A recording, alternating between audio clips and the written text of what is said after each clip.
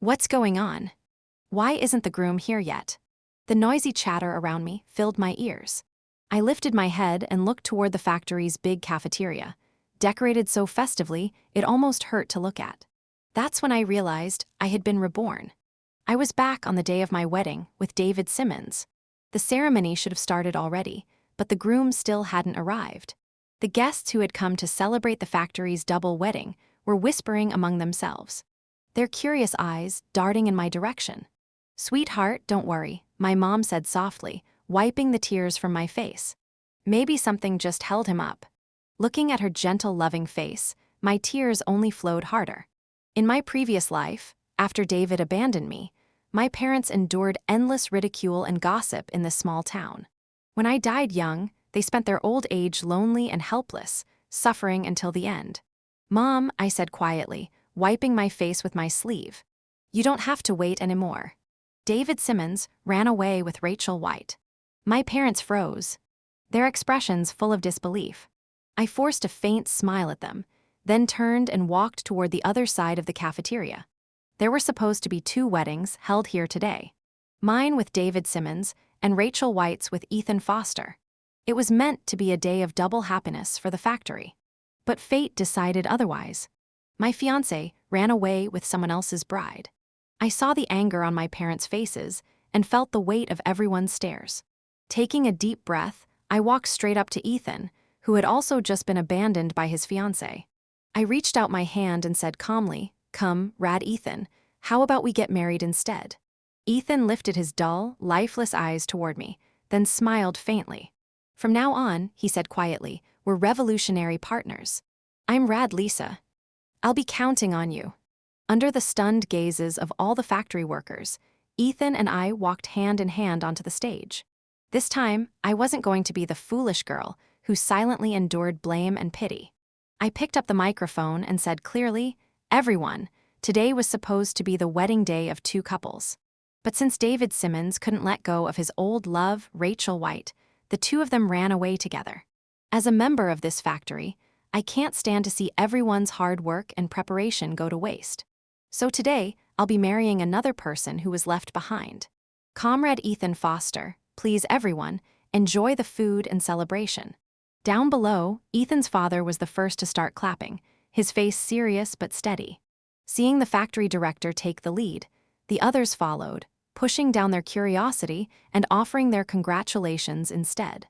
Soon, the cafeteria was once again filled with cheerful voices and laughter. As for David's parents, their faces were as dark as soot, yet they still forced smiles and clapped stiffly along with the others. That night, everything outside was silent, and even the air inside the room felt still. The Foster family had prepared a spacious house for the newlyweds, something that should have made anyone envious. But now, in this big empty house, there were only the 2 of us.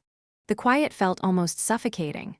Unable to stand the heavy silence, I tried to say something, anything to break it.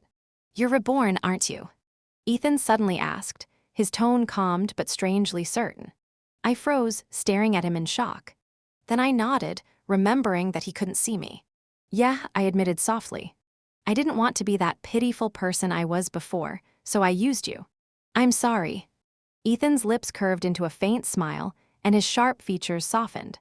"It's all right," Ethan said gently. "I didn't want to be pitied either. I guess we're in the same boat.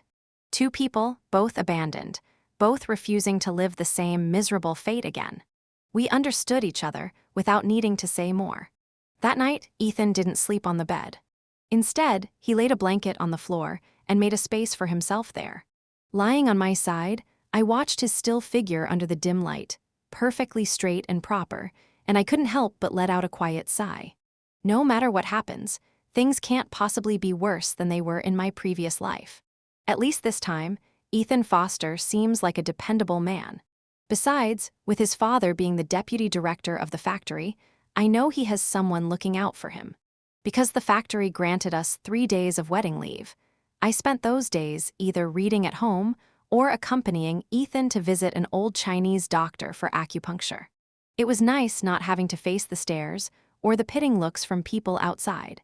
The more time I spent around Ethan, the more I realized that although he couldn't see, he was remarkably composed and well-mannered. Whether in his speech or demeanor, he carried himself with quiet confidence and grace. That made me curious. What kind of life had he lived, and what had caused him to lose his sight? While I found myself thinking more and more about Ethan, the man who had abandoned me, David Simmons barely crossed my mind anymore. 3 days went by in a flash. Early in the morning, I carried my lunchbox and went to work at the factory.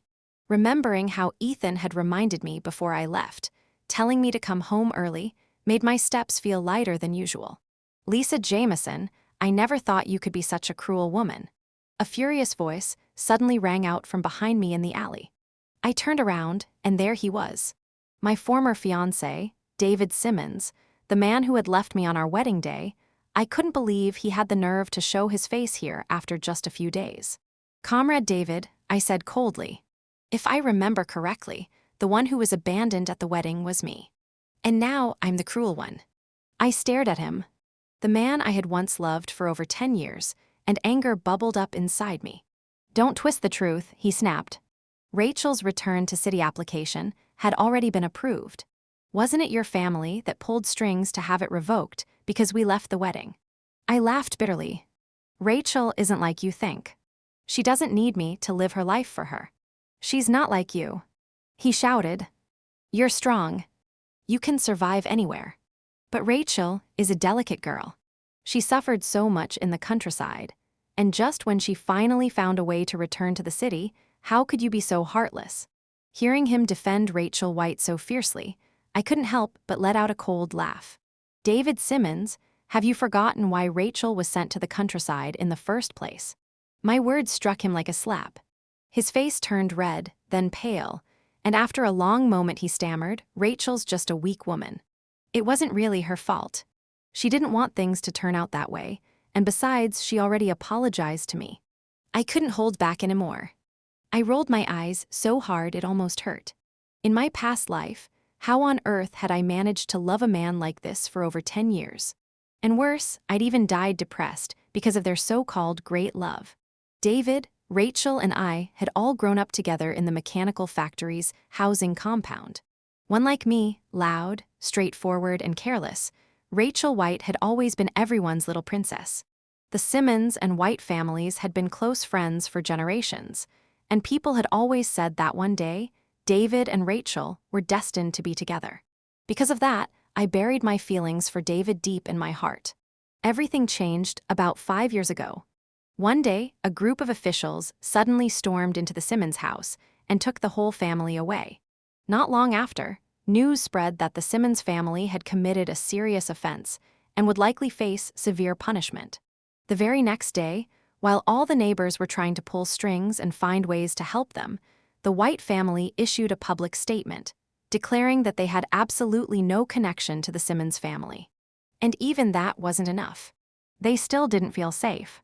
That same night, they secretly contacted the youth placement office and arranged for Rachel to be sent down to the countryside, just to make sure the two families would have no further ties. Seeing the person I'd loved since childhood suffering like that, I couldn't bear it. I begged my father to help the Simmons family. Out of pity for his daughter, my father pulled every favor he could, using all his connections to investigate and help them. Fortunately, it turned out the accusations against the Simmons family were unfounded. For long, they were released unharmed, without losing their positions. In fact, over the years, they even climbed higher. Mr. Simmons eventually became the deputy director of the factory. I still remember that day. David held my hand, his face full of tenderness, and said, "Lisa, I promise I'll never let you down in this life. If I ever break that promise, may I die a miserable death." Die a miserable death, huh? I thought bitterly, maybe some vows really do deserve to come true. "Lisa Jamison, you'd better tell your father to approve Rachel's return to city permit, or I swear I won't let you off."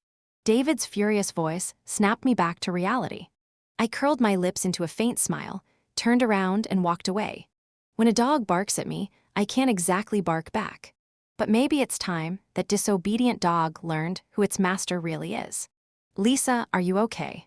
As soon as I stepped into the office, my best friend Linda Lee came over, looking worried. I noticed several co-workers sneaking glances at me, their eyes full of curiosity. I smiled brightly and said loud enough for everyone to hear. I'm doing great. Ethan Foster is 10,000 times better than I ever imagined. I'm very happy right now. Maybe because I sounded so confident, the atmosphere in the office immediately relaxed. Mr. Wang, our outspoken senior colleague, marched right up to me and started cursing under her breath. I knew it. That pale little Rachel White was never a good person. When trouble came, she ran for her life. Fine. But then she had the nerve to come back and steal someone else's man. I heard her parents are furious. She threw away a good match with the deputy director's son, and now she's ruined her family's reputation on top of it. Another coworker chimed in. That's right.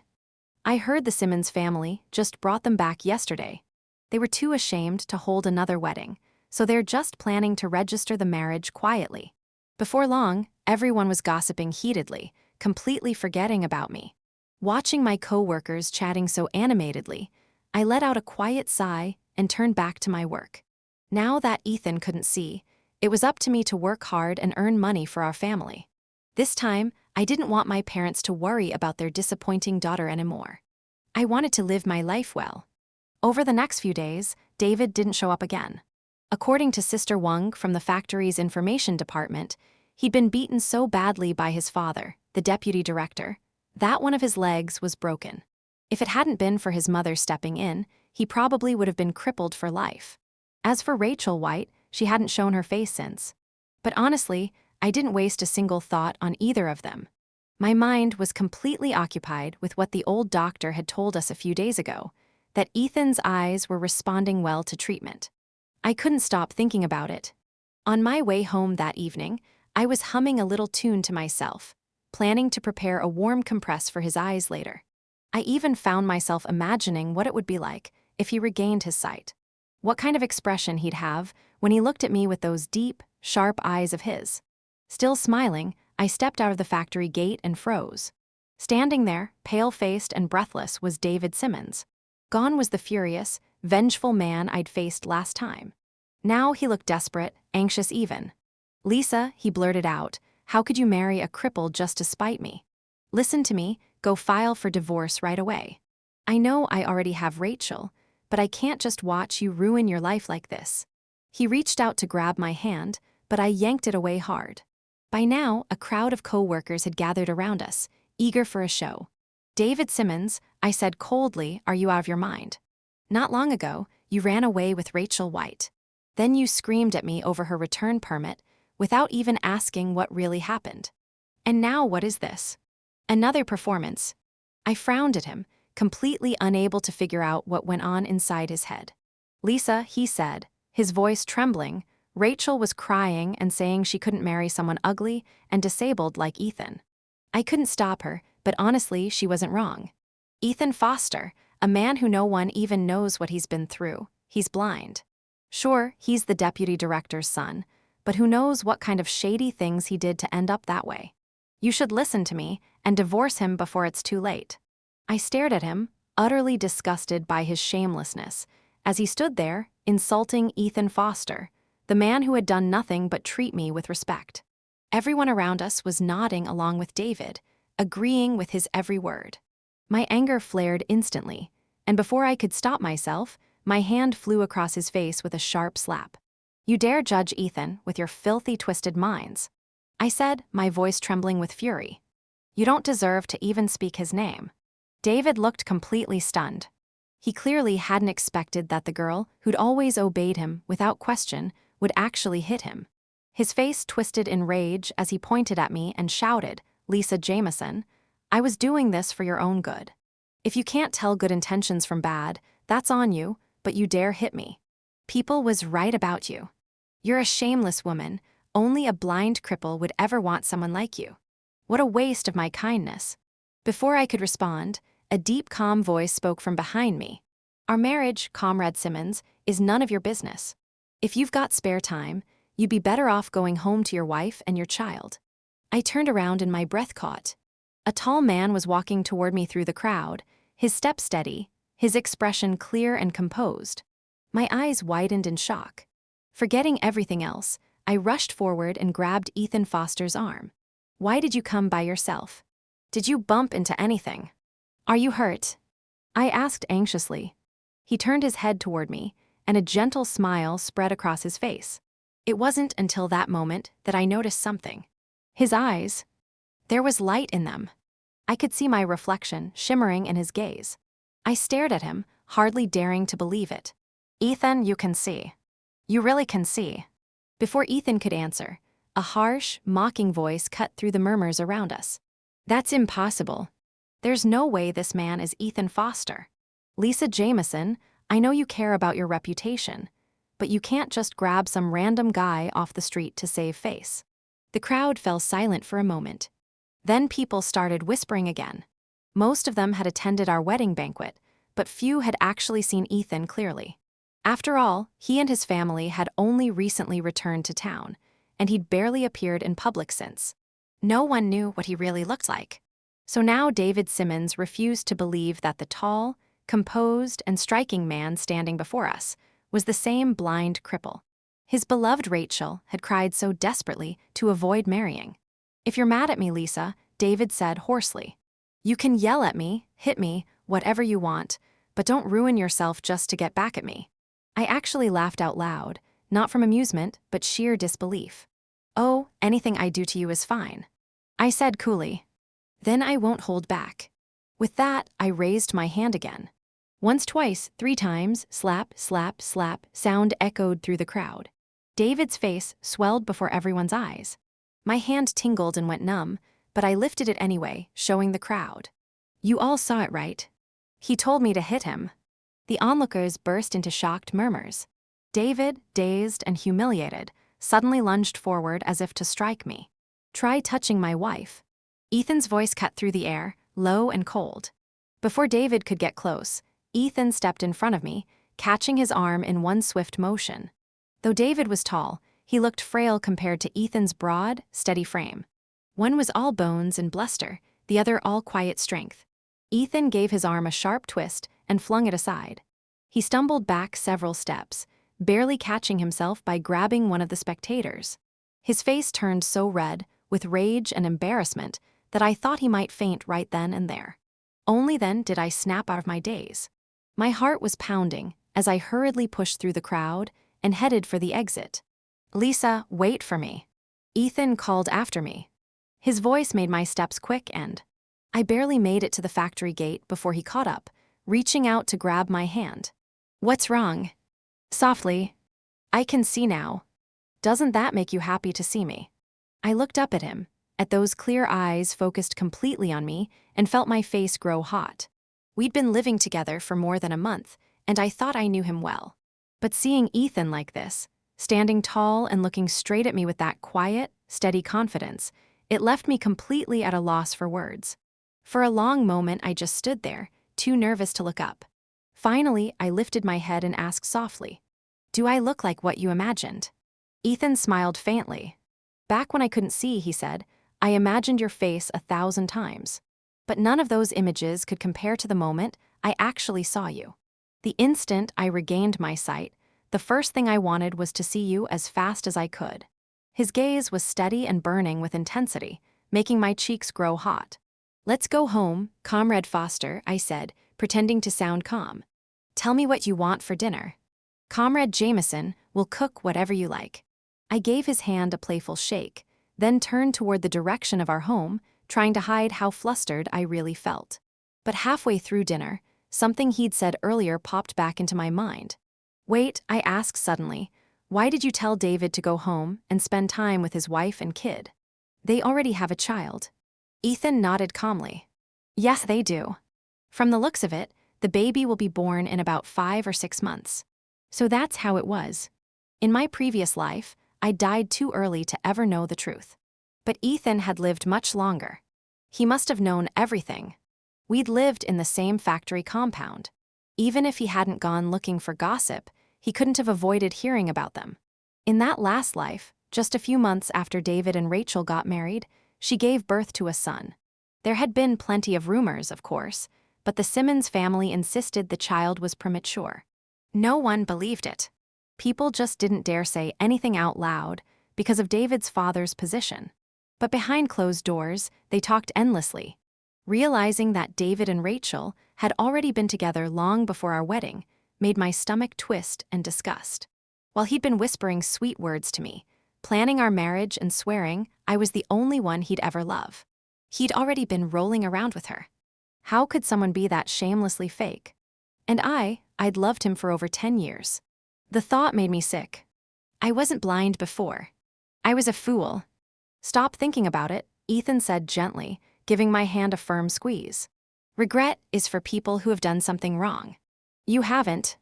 Don't punish yourself for someone else's mistakes.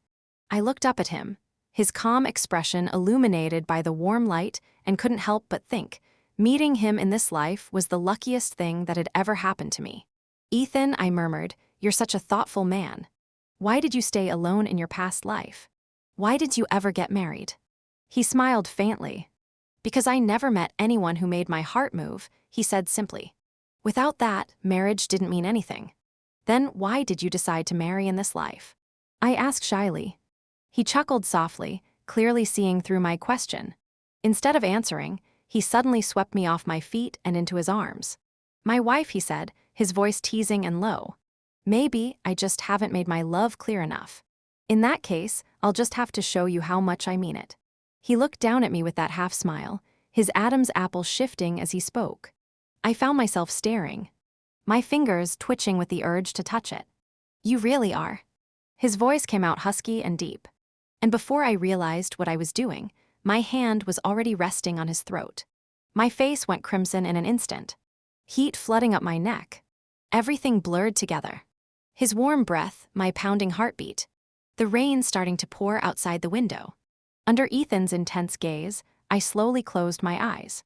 The rain drummed harder and harder through the night, tapping endlessly against the window until dawn began to break and the sound finally softened. The next morning, I woke with my waist sore and aching. Ethan was already up, and when he handed me a bowl of brown sugar eggs, all my irritation melted away. I could only roll my eyes helplessly at him before smiling. After breakfast, I grabbed my things to head to work as usual. But when I stepped outside, I was surprised to find Ethan waiting for me in the courtyard, sitting on a black 28-bar bicycle. I thought he was just going to see me off, so I hopped on the back seat and wrapped my arms gently around his waist. The morning breeze brushed against my face as the bicycle wobbled slightly down the road, carrying us together toward the mechanical factory. It wasn't until Ethan locked the bicycle and walked into the factory with me that I realized something was off. All right, I said suspiciously, narrowing my eyes. The honest, what's going on? He smiled, his tone casual. Even though my injuries have healed, I can't handle the intensity of military training anymore, so I applied for a transfer out of the army, and as it happens. He pointed toward the main factory building with an almost boyish grin. This factory is the unit that accepted my transfer. I stared at him, speechless, then reached out and pinched his waist hard. Of course, coming from a top military unit, your secret-keeping skills are really something. Yes, Ethan Foster had been missing for many years, but unlike the rumors that claimed he'd been drifting around doing who knows what, the truth was very different. He'd actually been taken in by a kind family, though they weren't well off. After his adoptive parents passed away, he voluntarily enlisted in the army, and through his own skill and determination rose to become the youngest regimental commander in history before retiring from service. I had learned all of this gradually over the many quiet evenings we'd spent talking. Every time he spoke of the past, I felt a pang of pain for what he'd been through, but even more admiration for how far he'd come entirely on his own. I believed that even if his father hadn't found him and brought him back, Ethan's life still would have been remarkable. And so our days settled into a gentle rhythm, going to work together, coming home together. As for David Simmons, he still worked at the factory too. But since it was one of the biggest state-run plants in the city, it wasn't easy to run into him unless I tried. Eventually, the gossip and schadenfreude as surrounding us just faded away. Rachel White, on the other hand, kept completely out of sight. The Simmons family must have pulled some strings to get her return to city permit approved for the baby's sake, but they hadn't been able to find her a proper work unit to accept her. Even though David's father was the deputy director, the factory system was strict. One job per position. If you tried to sneak someone in through connections, a report letter would land on the disciplinary committee's desk that same night.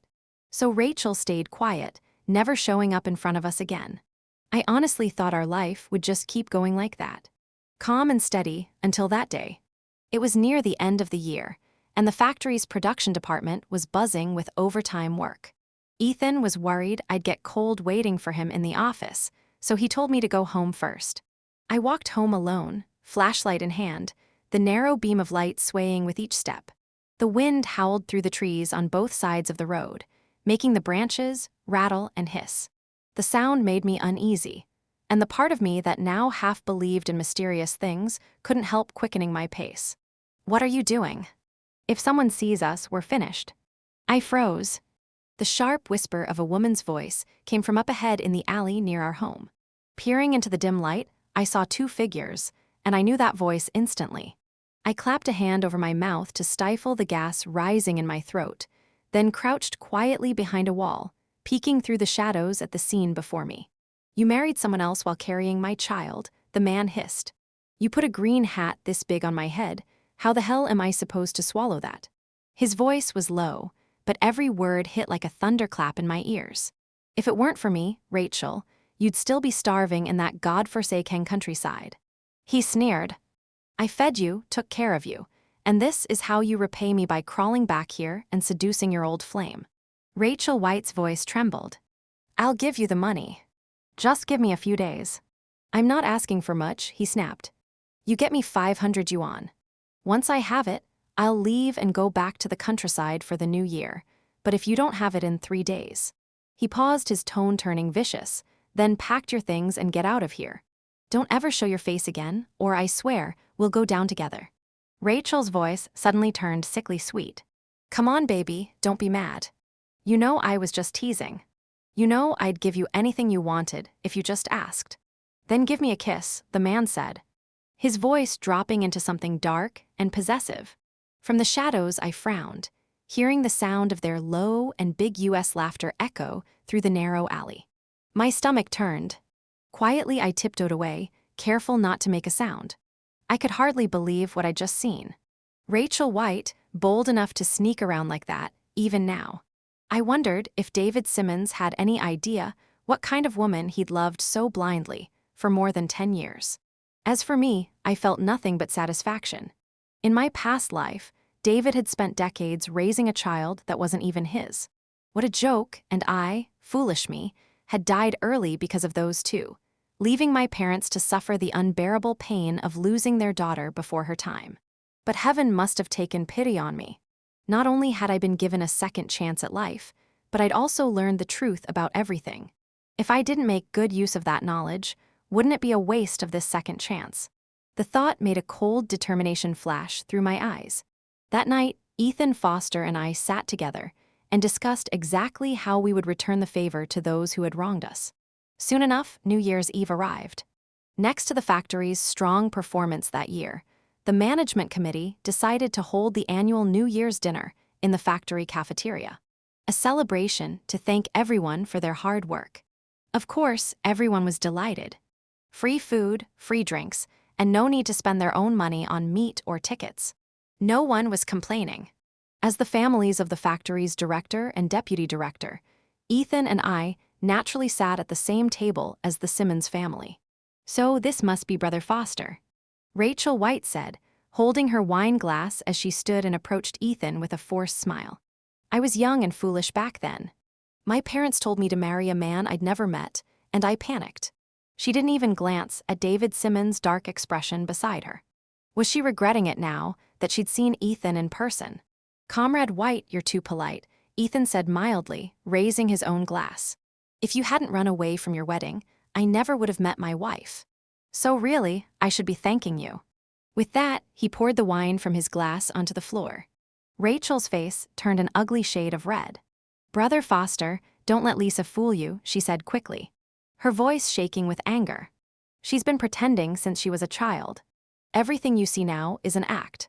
Otherwise, why do you think David left her on their wedding day, after they'd known each other for over 10 years? Her words made the entire table fall silent. Even their parents seated beside them stiffened in embarrassment. Mentioning the runaway wedding in front of everyone was like slapping herself across the face. "Are you out of your mind?" David hissed, grabbing her arm.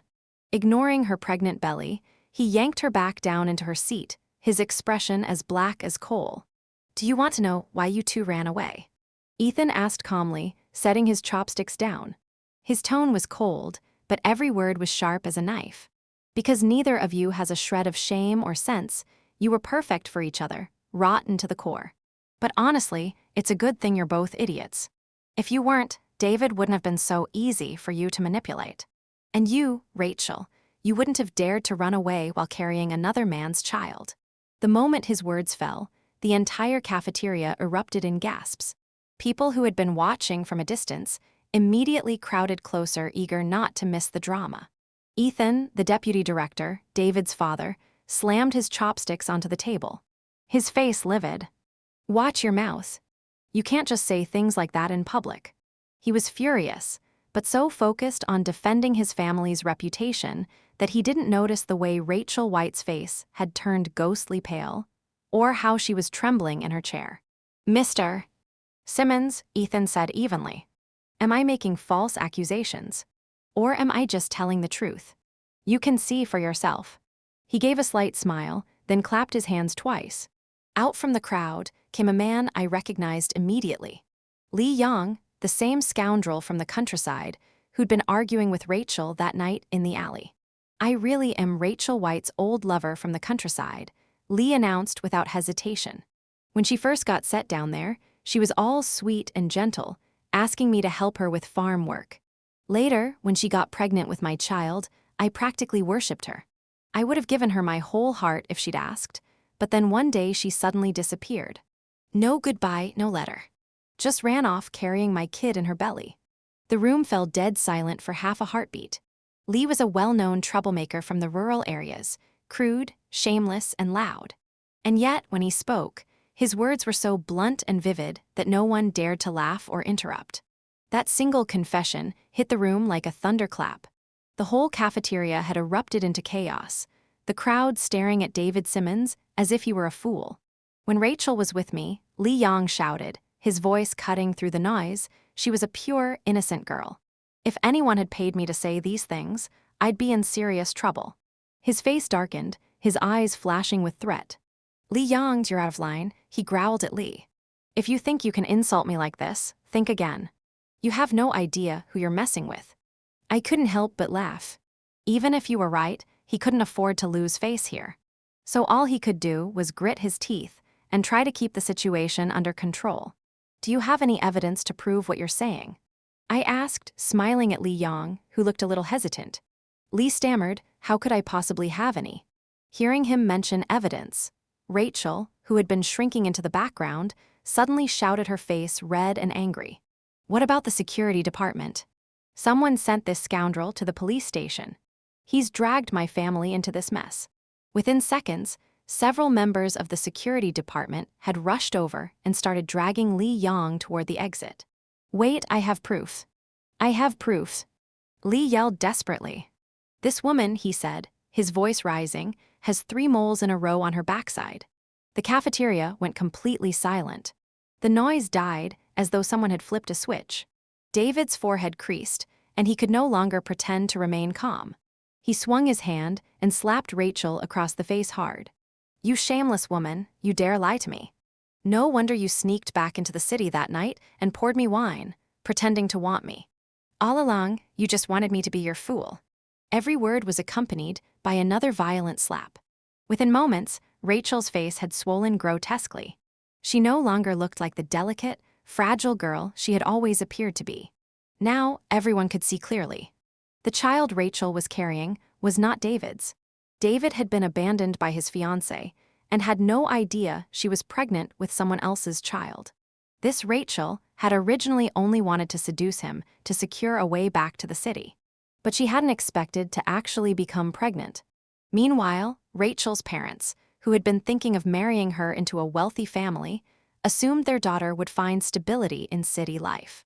Their son had just returned, disabled though he was, and at least he wouldn't have to toil endlessly in the countryside. Both sides had used their own methods to try to control the situation. But in the end, everything fell into the hands of a single rogue from the countryside. Rachel, having grown up in comfort and indulgence, was utterly unprepared for the harsh realities of rural life. She had always gotten her way by simply being spoiled, but she had underestimated her surroundings. The person who had confronted her wasn't some boy from the same compound who knew all her habits, but a scrappy, determined rogue who expected his due in full. And so, proud Rachel White had unknowingly entangled herself with Lee Young. Only when she could no longer tolerate him did she send a telegram to David. After overcoming countless obstacles, the two finally reunited, faced with her tearful confessions.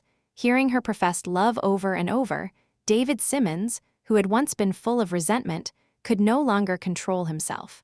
Afterward, he held his beloved Rachel in his arms and promised that he would find a way to bring her back to the city.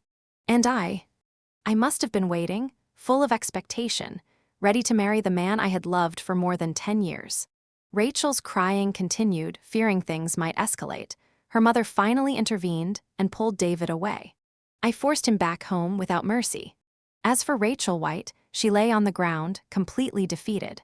Someone helped her to her feet and took her away. Once the crowd had dispersed, Ethan and I exchanged a knowing smile. I walked over to Lee Young and said, "You've worked hard today. Go home early." Lee Young opened his mouth as if to protest, but then he looked at Ethan's sharp, calculating gaze. Swallowing nervously, he quietly stepped back a few paces and then turned and ran off. With only the two of us left in the cafeteria, I felt an unprecedented sense of relief and satisfaction. All those rumors that had once tormented me, the lies that had almost ruined my life. Now it was their turn. That night, I slept without a single dream. The next morning, visitors came one after another to pay New Year's greetings. Each person had to talk a little about what had happened the previous night, and they couldn't resist commenting on how lucky Ethan and I were to be together. Amid the greetings and good wishes, an unexpected visitor arrived. David Simmons walked in, looking haggard and exhausted.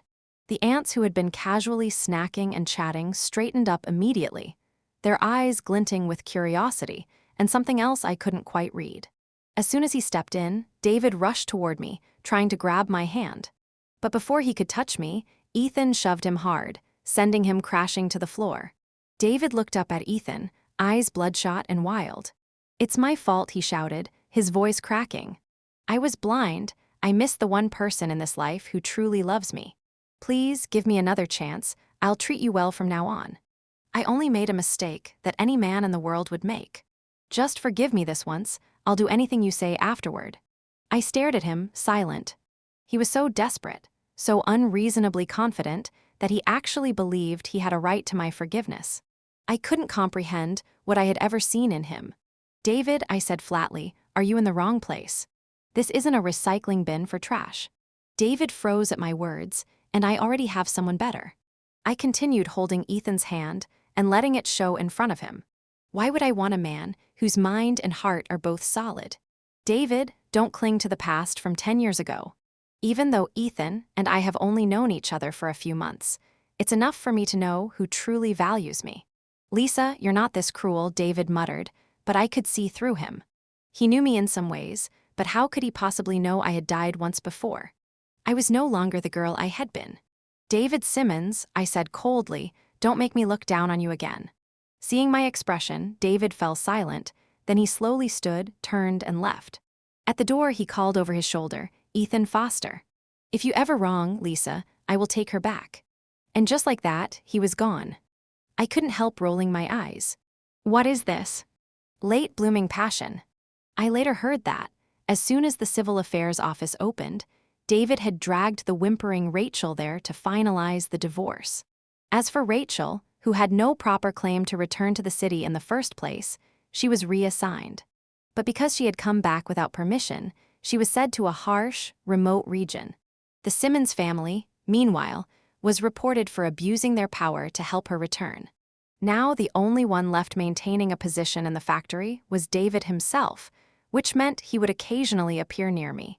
Seeing me with Ethan, looking at us as if my love were endless. Eventually, the people at the factory would jokingly tease, saying, "Lisa's really showing off now. David Simmons still hasn't moved on." But what did that have to do with me? My deputy comrade Ethan was at home, waiting and cooking for me.